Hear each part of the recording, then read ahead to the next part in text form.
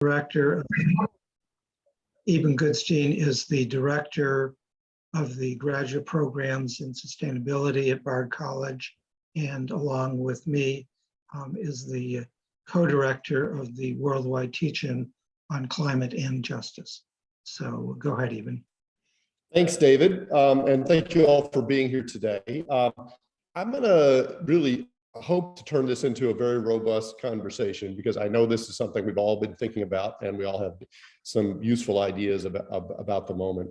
So what I'd like to do is introduce the moment and the project, and then let's have some very good conversation and work together to think this through. So Eban, I'm sorry, I should just also, sorry to interrupt you, but acknowledge and thank the faculty collaborative, who are our partners and the host on the webinar. And Wanda Figueroa from the faculty collaborative is here with us. And I want to personally thank you, Wanda, and others of the faculty collaborative for helping us to put this together and to promote it.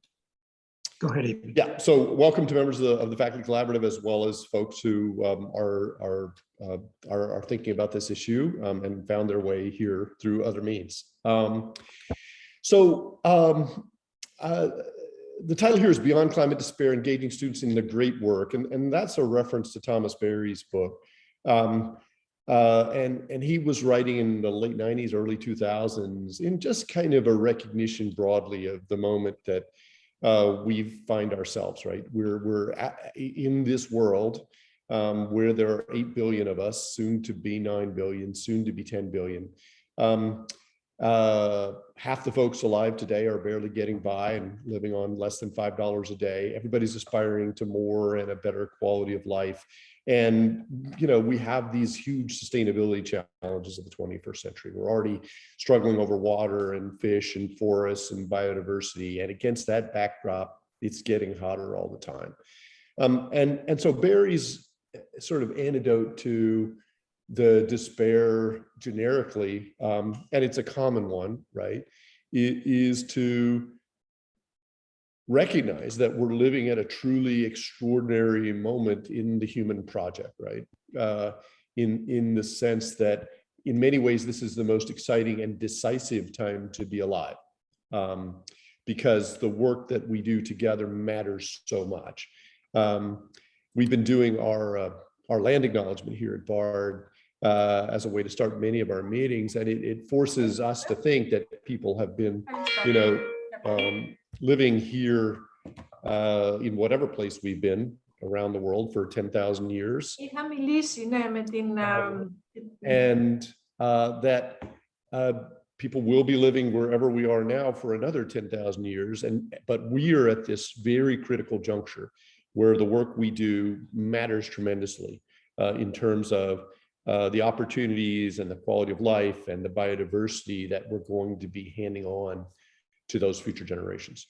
And so I think that just to get to the point, I mean, the way to get beyond climate despair is to somehow engage students in that great work of the moment. Now, that's easily said, and I want to spend some time thinking about that, because it is difficult to sort of dig out from climate despair, because it seems so relentless and unstoppable and destructive. And, you know, we're coming off of 2 weeks ago, you know, yet another monster hurricane, and we don't get normal ones anymore, right? Nothing is normal. You know, devastation to Puerto Rico, to Cuba, and then to Florida. And, you know, the tragedy here, of course, is always about the low-income people, the folks who are barely getting by and find their homes destroyed, and they have to choose between, you know, are they going to be able to get a new vehicle or a new house, or where are they going to live? And this has been going on at a much larger scale this year in Pakistan. And it's, for me, I've been thinking a lot about this, because this is, to me, probably, along with the drought in Syria that sparked the civil war there in the 2000s, probably the second biggest kind of regional scale climate aggravated disaster that's really going to, I think, impact global politics for decades to come. Right? I mean, the scale of this is just mind-boggling. It's 30 million people displaced from their homes. Many of them still displaced because the waters have not yet receded. A third of the country underwater. And you don't have that kind of natural disaster happen and forget about it. I mean, this is going to resonate through years to come, and we don't know how, but it will have long-run political consequences for the region. And even, yep. sorry, just to interrupt for 1 second, I do want to acknowledge and welcome Azal Zahir, who is our partner in Pakistan, who has organized teach-ins there. So Azal, I hope that you and your family are okay, and that we thank you for joining us once again. Yeah, and our heart really goes out to people there because, we try and humanize this by reading stories of old people who, are sort of been driven from their homes, or women, trying to give birth under these circumstances. And as these stories kind of wash over us, right, for many of us in the safety of our homes, and we're not being affected by this directly, it becomes hard to sort of not imagine that this is the future of the world, right? Because that is the way we're thinking about it in very apocalyptic terms.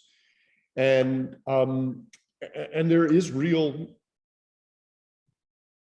anxiety and empathy and concern that is generated by these events that don't leave us alone, right? They don't come and go, they just keep coming. And I think that is then the big challenge at this point. The big educational challenge around climate is overcoming climate despair. Because I think we've done a pretty good job over the last 20 years around basic climate science and impacts. So, I think young people, students by and large, at some level get the basic climate science story that we've been wrapping the planet in a heat trapping blanket of pollution, primarily from the burning of fossil fuels. And it's going to heat up, it is heating up. And directionally, they understand that the impacts are going to be big and bad around drought and floods, heat waves, extinction crises, et cetera. And so now we're in this position of, okay, people get how big and bad this is, but the solutions that we seem to offer up are inadequate, or beyond their reach, or not something that they can engage with. And so kind of the natural instinct, I think, for people, and young people in particular, is to just tune it out, right? Because it provokes anxiety, it provokes despair. But if there's no pathway out of that, it's like, why pay attention? And I've got a mirror here because I don't think this is just about students, right? I think it's also about teachers. And if we can't see a way out, and we can't understand how we can engage, right? How can we persuade students that that's possible? So the moment we've talked about, right, we really are at this sort of watershed moment in the human project. And some people are painting it so bleak that there really is no way through. And this was a piece that Jonathan Franzen wrote, a well-known novelist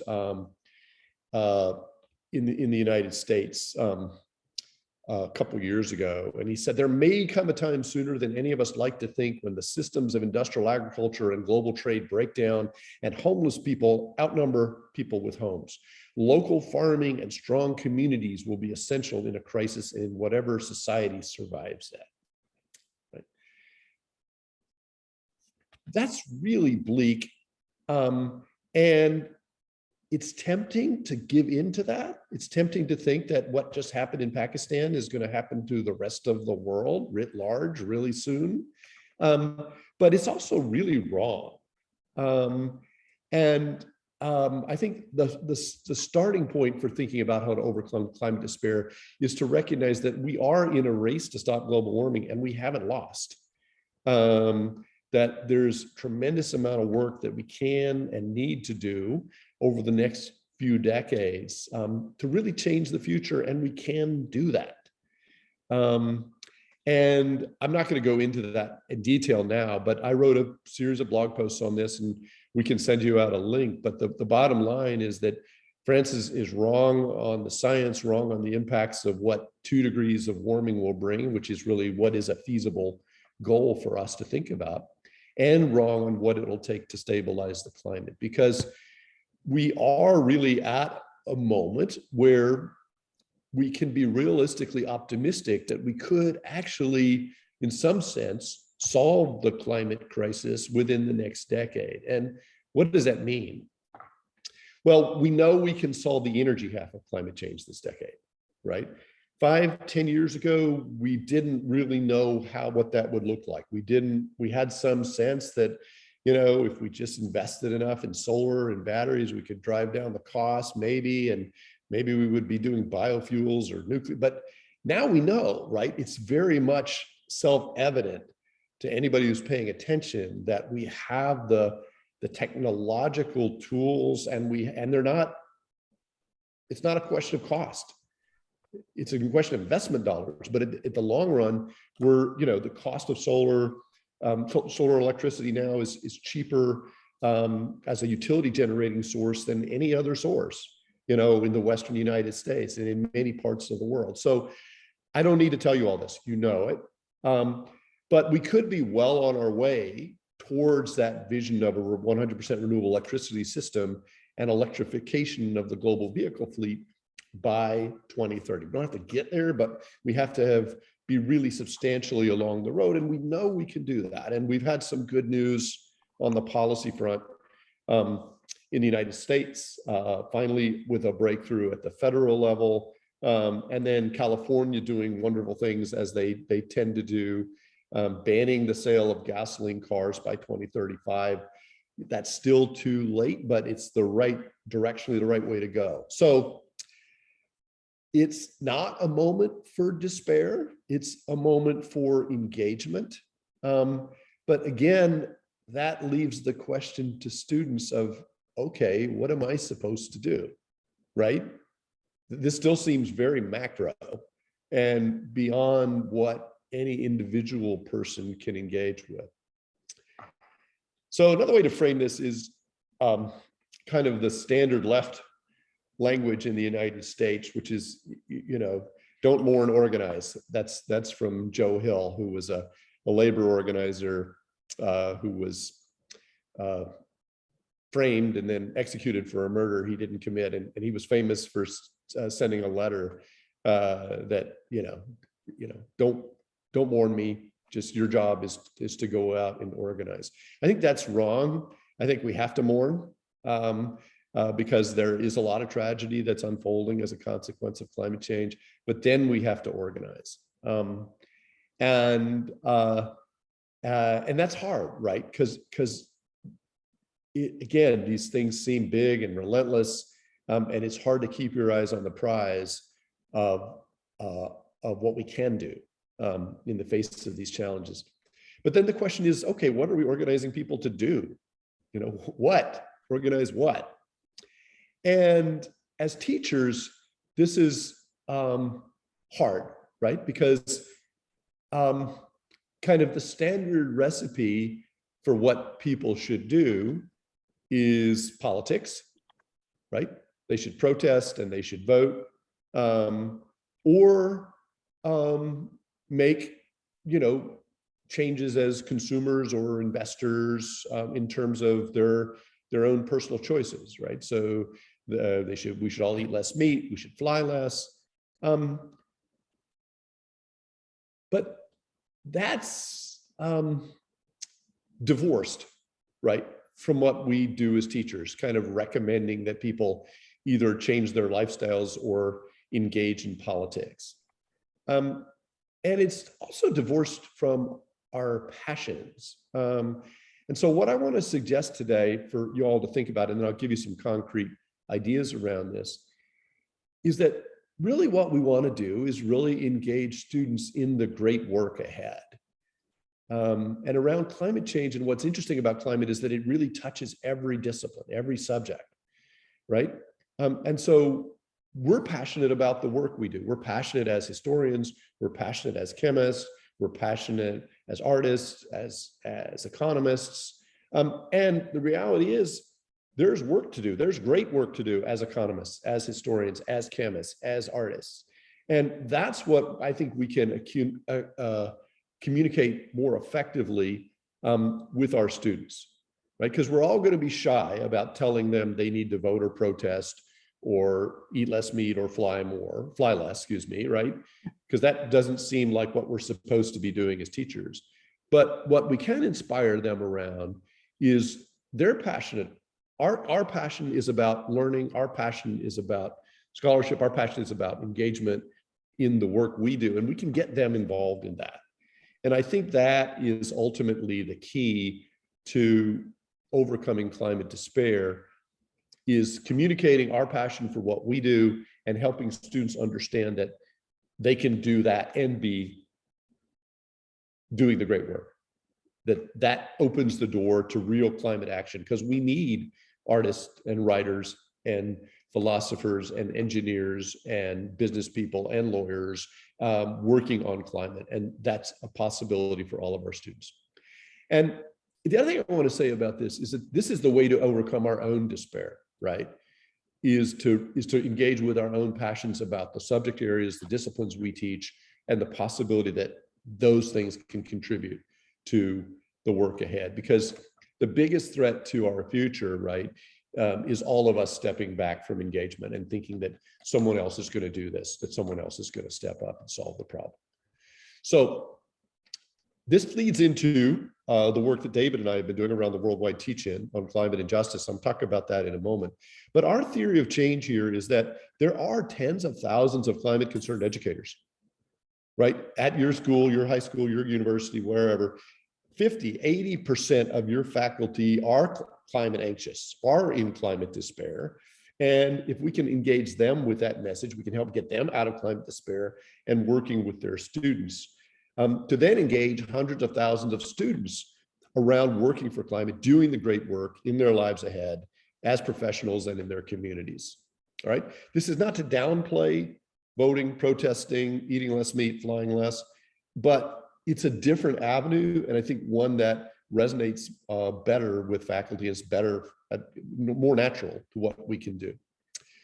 So I want to spend 7 minutes talking about the worldwide teach-in on climate and justice that we are organizing for 3/29/23 as a way to illustrate how this might happen. In 2022, we organized a teach-in, global teach-in on climate. We had 350 of these around the world, 60 countries, 50,000 participants. Here's some of the fabulous work that was done. Many of you on the call today, I think, were part of that. And in 2023, we would like you to hold another all-campus teach-in event on or around March 29th. And this is what I really want to focus on. We'd like to push this actually into classrooms, because that's where we're more naturally engaging students. And that's how we can reach way more students with this message of hope through engagement in your subject areas and in your discipline. So we have a thing we call #MakeClimateAClass. And I want to talk more about that. We've got lots of detail on our website, worldwideteachin.org. And let me briefly touch on the all-campus events. We've got models, we've got comedy, we've got theater. We could talk about ways that those tools can engage students as well. We're working with the National Wildlife Federation around, especially for K-12 teachers, around a pledge to teach 10 hours for climate. Go to their website. There's lots of resources there.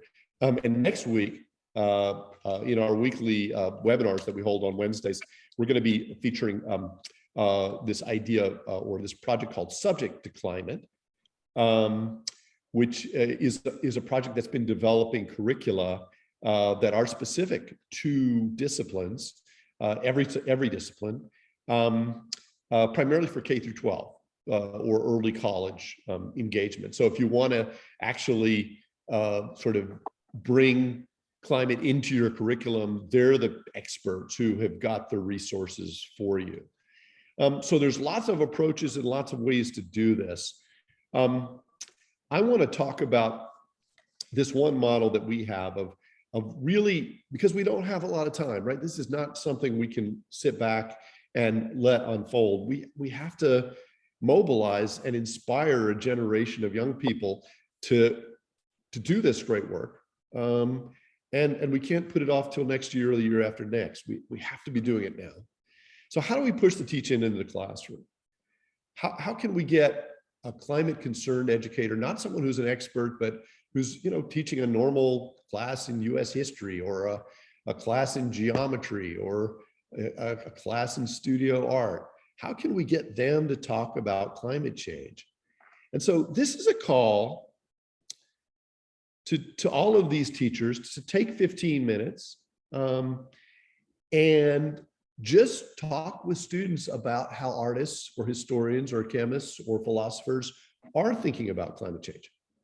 Say, I know this is the big climate teach-in and I wanted to participate. So I want to talk with you for 15 minutes about what is some of the good work that you can do in my discipline in climate solutions.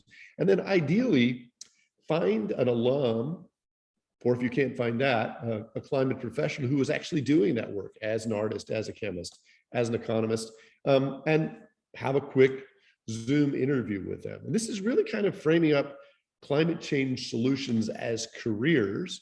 And I think a real interesting way to engage students, and then you're done, right?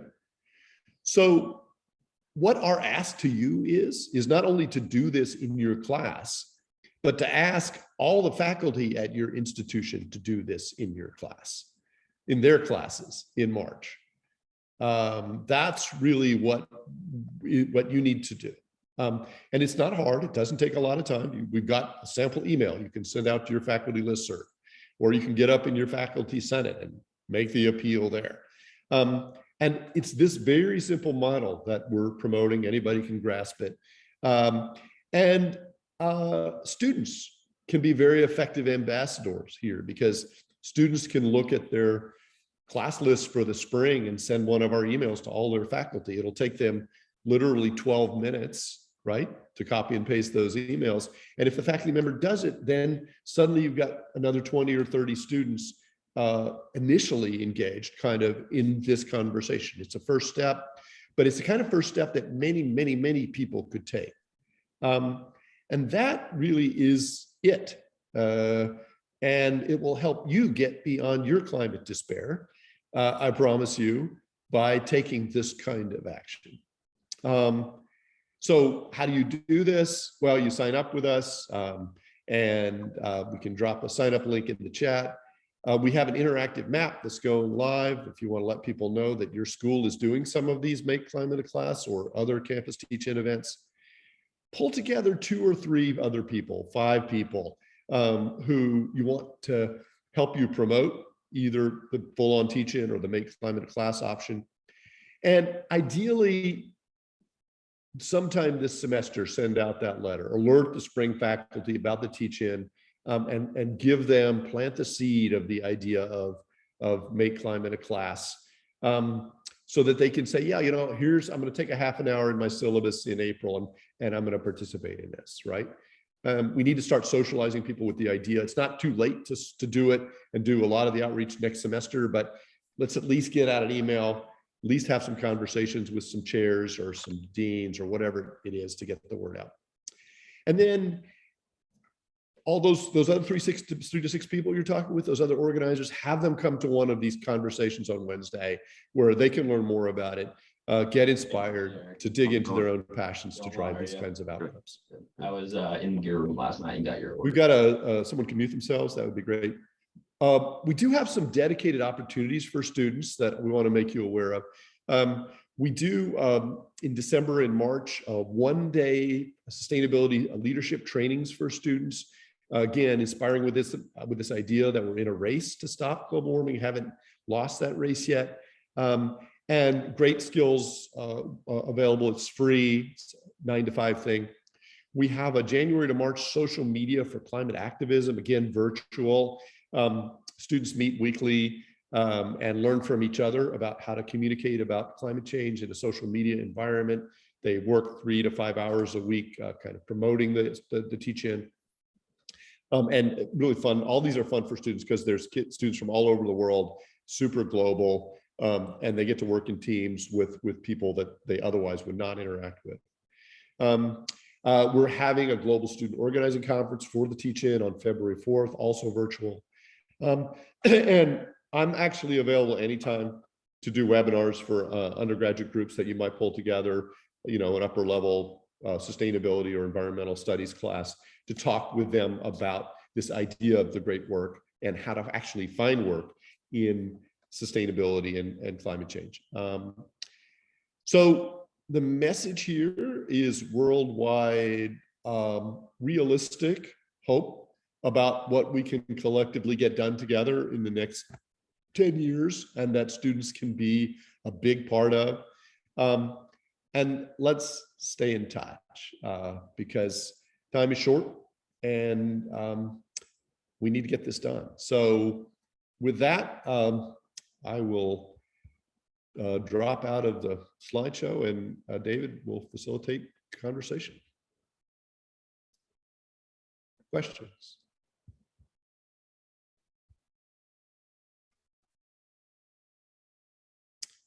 Everybody's speechless. That's hard to believe. A bunch of teachers on the line.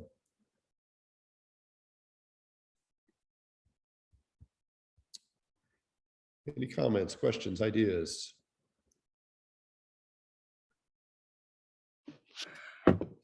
I'll plunge in. So I made a comment in the chat that what Evan is saying about giving the students hope is really equally applicable to all of our colleagues who are not here. So many of them want to just stay in their lane and do what they've been doing because they're afraid to look outside of it. And a big obstacle I've seen is professionals saying, well, I know X field, I don't know climate science. So this model is really, really great for that. But I think that your audience is every bit as much your colleagues as it is your students, and by extension, their parents. So this is fabulous, and I really want to encourage everyone. We did a teach-in last year at my university. It's going to be bigger and better this year. But as a result, now a lot of faculty who did not participate but knew it existed are now asking about this year. And we actually just yesterday, some faculty organization we did know existed, wrote us and said, maybe you want some money.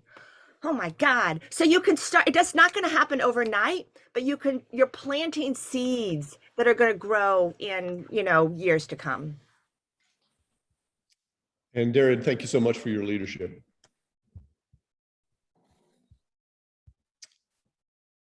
Any other thoughts, observations? Oh, we got Hector.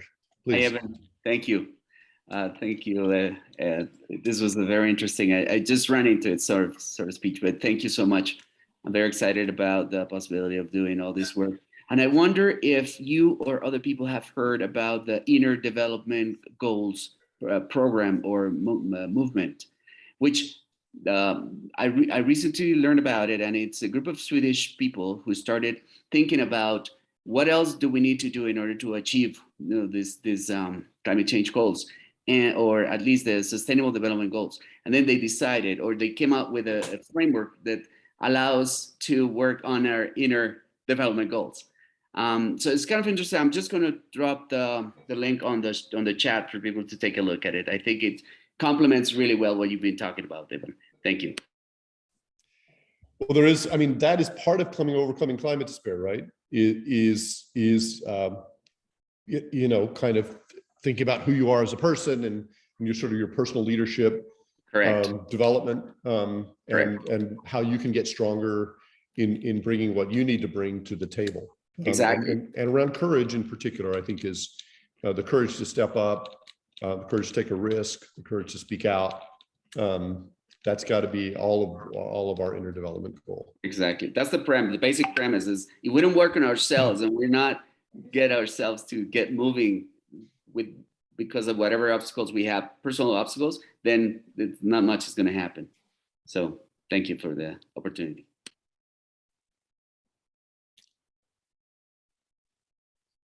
Other things people want to share or ideas?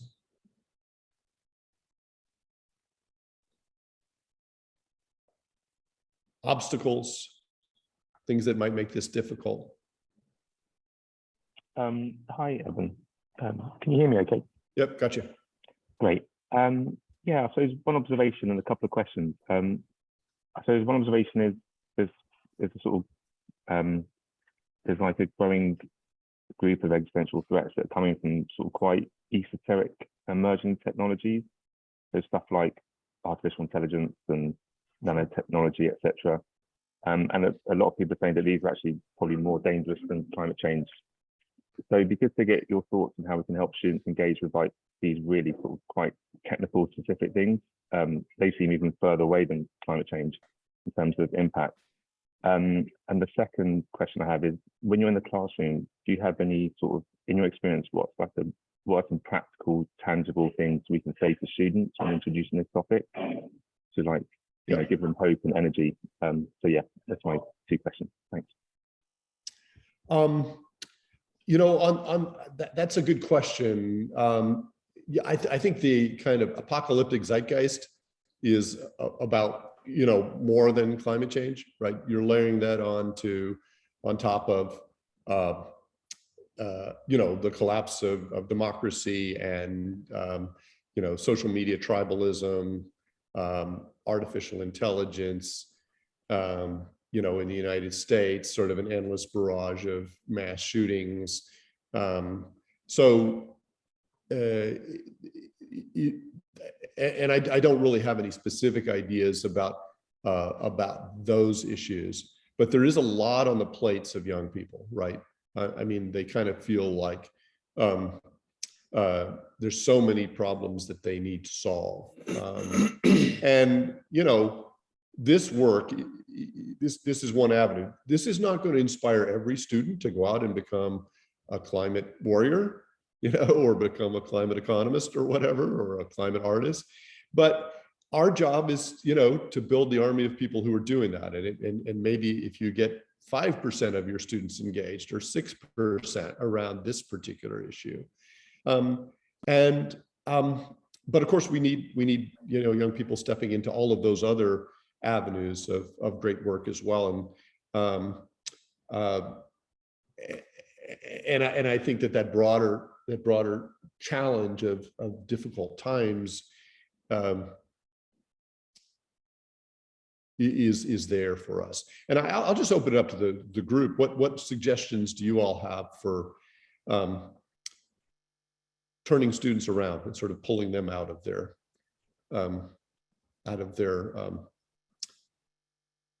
what would the word be? Disengagement and into engagement. What are your tricks? Anybody want to offer any anecdotes or ideas? I'll offer some. It's still only not quite 8 in the morning here in Oregon, but my students, especially the undergrads, they really engage when I give them a task of doing games. So creating serious games that they can invent themselves that help them play with new ideas for what could be done. It brings out a lot of creativity in them. And then I would just say too that providing alternative narratives to the hopeless narratives that are out there is really important, and not just one, but you know, an array, because we all have stories that are hopeful and can help people see that big changes can be made. Like the solution to the ozone hole, the CFCs, people did come together across nations and do something before can do it again. So giving them opportunities to see success, either real successes that have happened in the past or successes that they can imagine themselves. I think those are some steps. Susan had a 2-for-1 in the chat that for every negative fact, she follows with 2 positives. And I think that's a big part of what we have to do. We need to avoid sort of the Jeremiah approach of preaching people down in order to preach them back up again, because they're just down and they don't need any preaching down anymore. And another comment about sort of just tying all these things together is sort of another strategy around seeing climate change challenges and solutions as part of broader solutions. And in particular, I'm going to be going to Kyrgyzstan to give a talk on climate change and help organize a climate education network there. And I thought, how can I do that, right, when they're like overwhelmed with sort of Russian draft refugees and people who have escaped that, that's so much on people's minds. How can I get people focused on climate change when I'm there? And of course, this is a war that is 100% financed by fossil fuels, right? And as we think about a transition towards renewable energy, one of the great side effects of that is going to be sort of break the back of the fossil fuel monopolies that have distorted politics in so many parts of the world. So there are connections across all of these ideas and challenges. And I think helping students see that is also a good thing to do.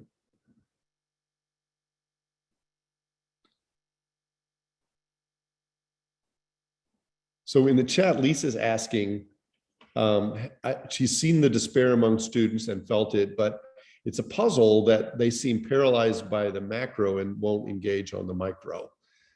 That the sort of the macro perspective seems to prevent us from doing anything, at the micro level. And if people have comments on that.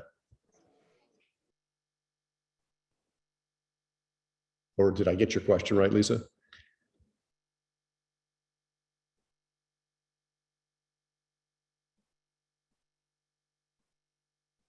Yep. Any other sort of questions or any other suggestions about ways to help pull students out of that despair? I mean, I have the good fortune of working with students who are focused on solutions in my master's programs.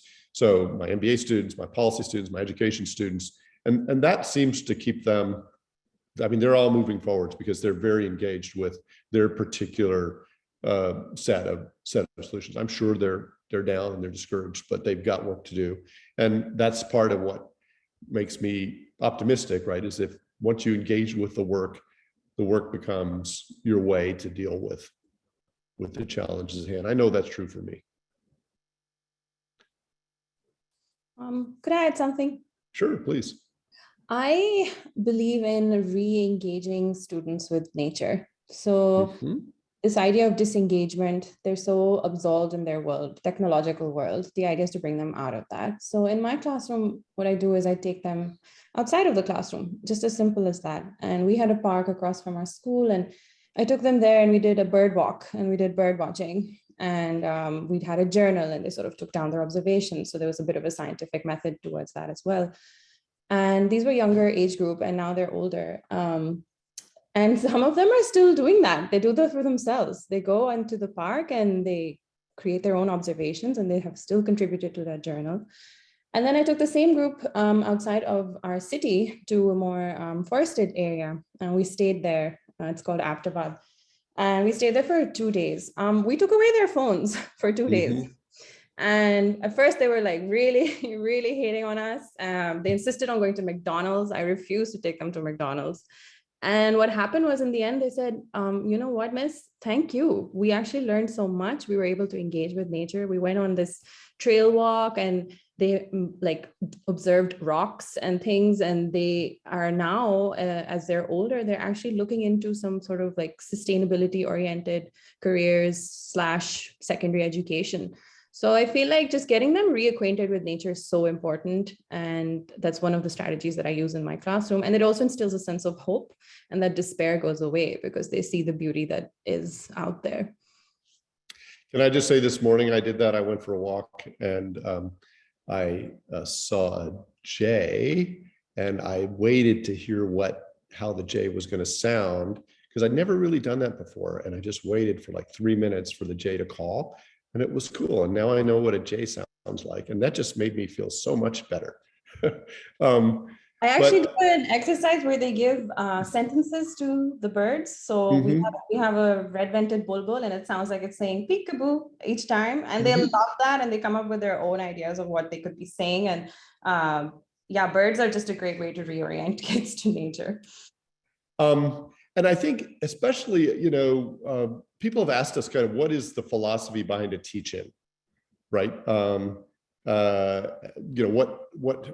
is the value to having one day's worth of education?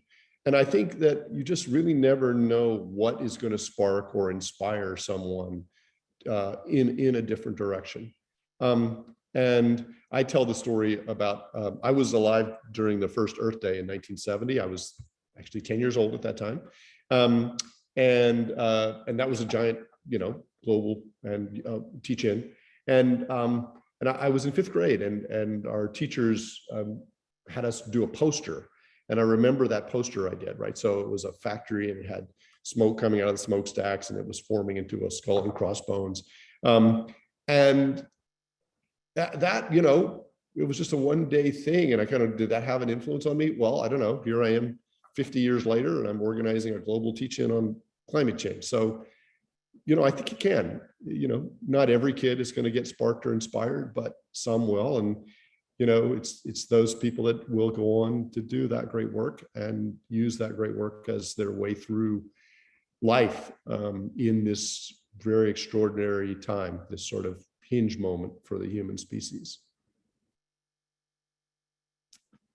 So if we have a few minutes left, I would like to maybe pivot a little bit away from kind of this focus on the classroom and talk about the teach-in itself. So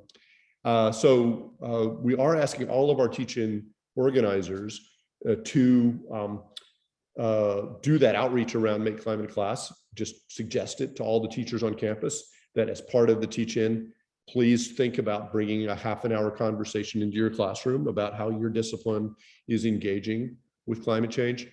But we would also love it if you would organize some kind of all-campus event. And actually, we won't. Let me talk a little bit about the comedy and the theater options. So one approach, and this is sort of our standard approach, is a series of concurrent panels with faculty talking about how climate change does impact their discipline. Those are great, and we have a terrific model on our website. And we really want you to not feel like you've got to go out and get a big keynote speaker and have budget for this. That it's really designed to be kind of a teach-in, meaning a conversation between students and faculty about the moment, what the issues are, how we can address them. Bringing together some kind of conversation about how your university or your school is addressing climate change or not, with a pledge or a net zero commitment, or green buildings, or attacking transportation or food waste. Those are always good. But this year we want to give you a couple of really easy options and unusual options. And one is we're sponsoring a play writing contest. And maybe, Tobias, you could drop the link in the chat to this. So we're asking people to submit 5 to 7 minute plays in all languages. And we'll pick out the best of those. And then you could get your college theater group. Just reach out to whoever's kind of running the club, the theater club, or running the theater, and see if there's interest in someone producing some of those plays. And they're designed to be plays that provoke conversation, right? They're short, they're 5 minutes. So the idea is you put one on, then you have conversation about it. You put another one on, you have conversation about it. You put another one on, you have conversation about it. And that's like an hour and a half. Very different way, right, to engage people around climate change issues. We're also working with the University of Colorado Boulder, who for a number of years have been gathering climate comedy videos in contests. And they're going to give us the 15 minutes, the best of climate comedy, and also give us a sort of a model for how you could use that 15 minutes in an hour long or an hour and a half long session as part of your teach-in. That might involve, students from your university doing some stand-up or some skits, or it might just be more of a conversation about comedy and how comedy plays into dealing with despair and overcoming despair and moving people to action. So those are both things that are student oriented and student facing, and students might like to organize themselves. Rather than faculty taking responsibility or staff taking responsibility for those, those are things you could just turn over to your student environmental groups or other students who are passionate about these issues and say, hey, run with these as part of the climate change week, if you will, the climate change teaching. Those are some other ways to think about, kind of non-traditional ways beyond sort of a, panel discussion to get people thinking about and moving beyond climate despair. But we really are counting on you. Another approach actually for faith-oriented students is to reach out to your chaplain or your rabbi or your imam on your campus and ask them to put something together as part of your climate change week or your climate change teaching. So you could ask them to step up and do some kind of faith-oriented thing as a way to engage, students for whom that's important and as an entry point into climate change.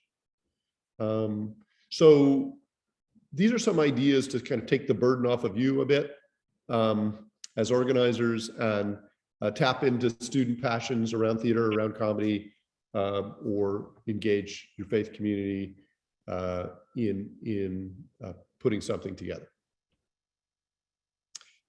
Tobias is pointing out we have a fabulous new video.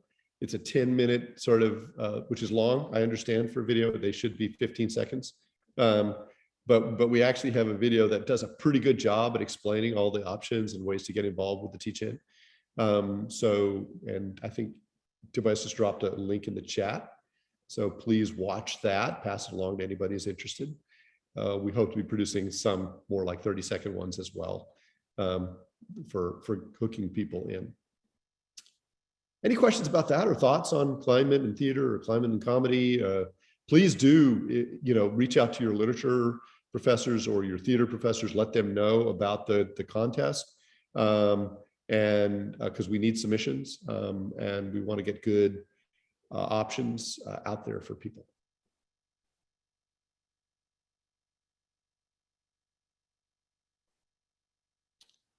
Yeah, right.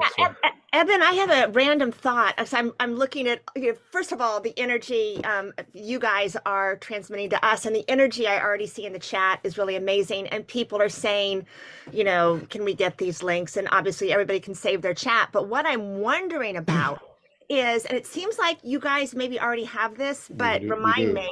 We do, yeah. We just set it up. A Google group, some sort of group where we can talk to each other and share ideas. Yeah. Tobias, you want to speak to that? Yeah, we just made it. It's anyone can join it. We'll send it out in our follow-up materials, but I'll also send a link right now. Yeah, I mean, essentially what we would like to create would be ongoing conversation about, moving students beyond climate despair and to engagement in the great work. Yeah, look for that. And then we can stay connected beyond these kind of weekly conversations and get inspired by one another. Yeah, and to read it was actually your suggestion a few weeks ago that led us to create the Google group. Yeah. So it's just getting started. So everybody please join and we can have this conversation ongoing. Okay, other thoughts? And this is a very important issue, right? Is how do we get ourselves beyond despair? How do we do the inner development goals work? and ensure that we're not bringing our own anxiety and depression into the conversation, but are focused on what we can get done, as a global community. But then the second stage is, what kind of programming is going to engage our students, and how does it fit with our professional lives, right? How can we make it part of our professional lives so that it's not kind of an activism thing? It's something that we're all bringing into the classroom on a regular basis.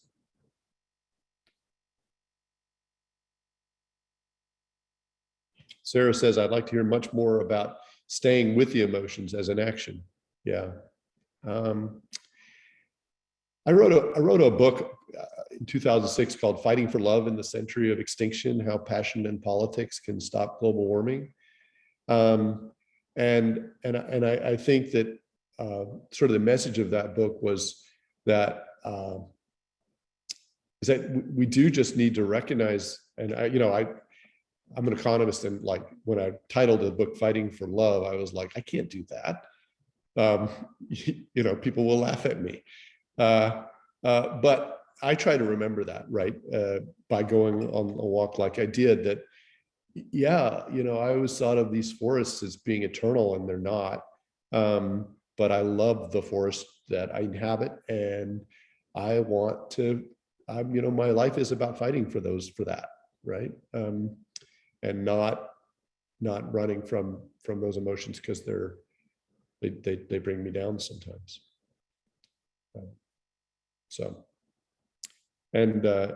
Great.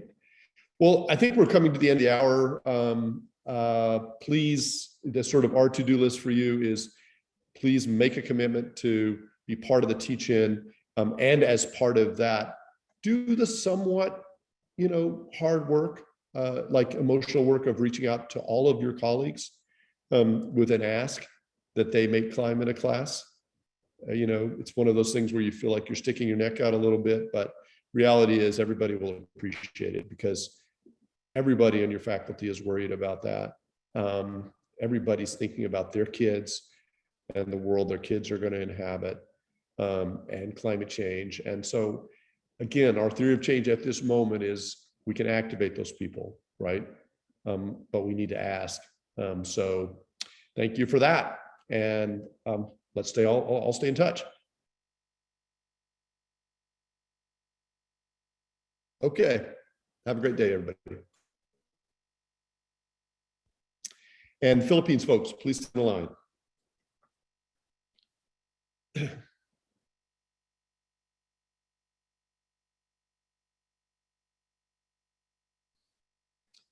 And Tobias, you can end the recording if you want.